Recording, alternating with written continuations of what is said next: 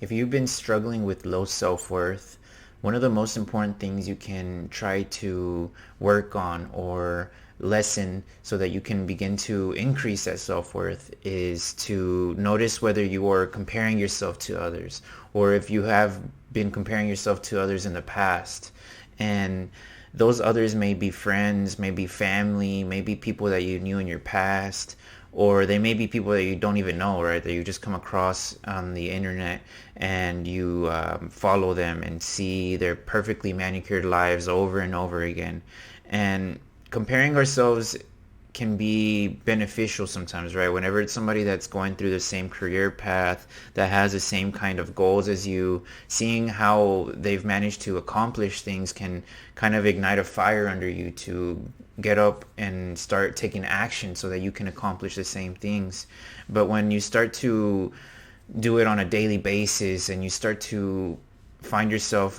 talking negatively about yourself, like, I wish I could do this, why can't that be me, then that's when it becomes a double-edged sword, and it becomes something that is simply creating feelings of frustration and dissatisfaction for what you do have in your life and when you have accomplished. And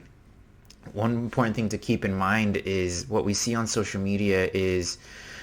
almost always a carefully curated version of somebody's life. And people tend to only show the positive moments, the best moments out of their life. And they're not going to show you what's been challenging them, what's been going on behind those closed doors that they've been struggling with, right? And this is going to create a distorted perception of reality because you're only seeing the good side of their lives, and you're gonna feel like you're not measuring up to what they're living because you're ignoring all of the negatives that are going on in the background for them too, right? All of the hard work that they have had to put in, all of the late nights that they have had to put in, all of the struggles with their family, with their friends, whatever it may be that they have going on, are all being left out. And when you start to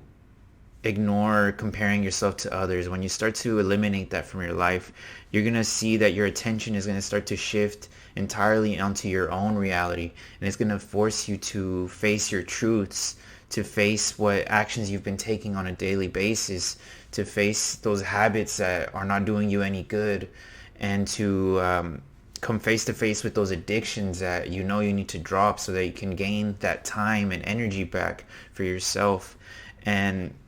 as you continue to focus on your own life and focus on what you can improve for yourself, you'll find that that negative self-talk is slowly going to start to diminish, right? It's slowly going to begin to disappear. And that mental freedom, that mental space that you're going to be gaining from not focusing on others is going to be essential for you to be able to make better decisions, to gain more clarity about what goals you actually want for yourself, and to be able to tap into your own intuition, because you're going to have the space to listen to yourself, to trust yourself, and to